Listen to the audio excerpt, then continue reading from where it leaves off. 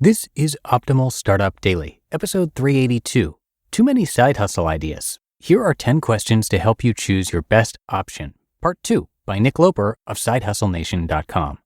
And I am Dan. I am your host and narrator here on the show. I'm here every single day, including weekends and holidays, reading to you from some of the very best blogs we can find on entrepreneurship. And today's episode is actually a continuation from yesterday. So if you're new here, or if you're skipping around a little bit, I would recommend starting with yesterday's episode first. That's episode 381. But if you already listened to that one, let's get right to the sequel from Nick as we optimize your life. Too many side hustle ideas? Here are 10 questions to help you choose your best option. Part 2 by Nick Loper of SideHustleNation.com.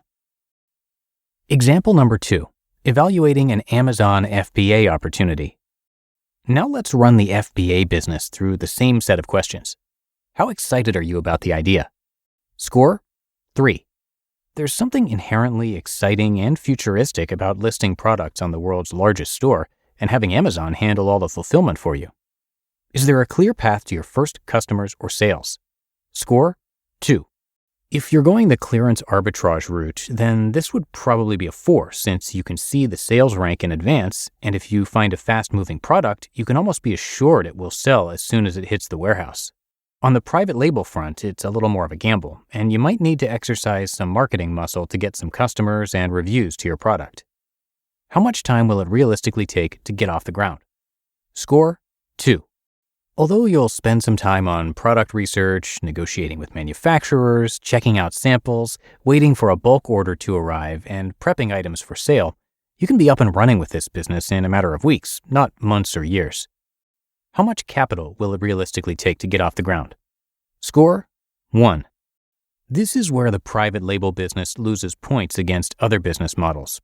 Of course, you can start with whatever level of investment you're comfortable with, but for your first bulk order, you're probably looking at $500 to $5,000. On top of that, you may have some marketing expenses for product giveaways and advertising once the products land. What's the revenue potential? Score? 4. If you find a product that hits, the revenue and profit potential with Amazon FBA is astounding. In fact, you'll probably struggle to keep a hot-selling item in stock and find yourself reinvesting in more inventory. How easy is it to operate? Score? 2. It's true that Amazon takes care of a lot of the heavy lifting for you, but if you're totally new to importing, there's a bit of a learning curve and a lot of moving parts to this business. Of course, it gets easier over time, but expect to spend some time up front educating yourself on all the different steps in the process. How easy is it to automate or delegate? Score? 4. An entire niche economy has popped up to support Amazon sellers. And since the sales don't require your direct time input, this one is easier to automate and delegate. How easy is it to scale? Score? 4. Once the Amazon algorithms start to work in your favor, scale happens almost naturally. Of course, there's always going to be risk in expanding your product line, but from the Amazon FBA sellers I've talked to, they say it gets easier with each subsequent launch. How easy is it to stop operations if it's not working? Score? 2. You may find yourself the victim of increased competition, price wars, or a product that just doesn't have the demand you thought it would. Or Amazon could change the rules of the game at any time. In that case, you may have to liquidate inventory and hope to break even, but it might take a while to fully close down the business. On top of that, you have customers who may need product support and potential warranties to honor. Is the business something I could sell down the road? Score? 4. There is a thriving market for Amazon FBA businesses, as buyers are attracted to the relatively passive cash flow a hit product can provide. Total, 28 out of 40. Comparing 2 or more business ideas. You had to know it would end in a tie, right? To personalize this exercise, you can add in your own questions or remove ones you don't care about.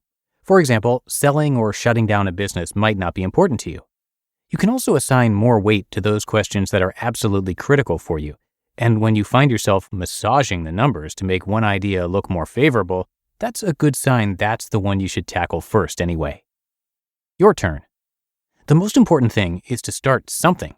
Picking what's next doesn't mean picking what's forever, and you'll find the best opportunities are only visible once you're in motion. You just listened to part 2 of the post titled Too Many Side Hustle Ideas. Here are 10 questions to help you choose your best option by Nick Loper of SideHustleNation.com. And thank you again to Nick for letting us share his post today and yesterday. And now, as we head out, if you want to hear some more blogs being narrated to you for free with a format just like this, come check out our other shows in our network here. We cover personal development and minimalism, health, relationships, and even personal finance, like how to earn and save more and how to invest. To find all of our podcasts, just search for Optimal Living Daily in the podcast app of your choice and then hit that subscribe or follow button to get all the new episodes for free. But that's it for another edition of Optimal Startup Daily. I will be back with you tomorrow where I'll have another post and where your optimal life awaits.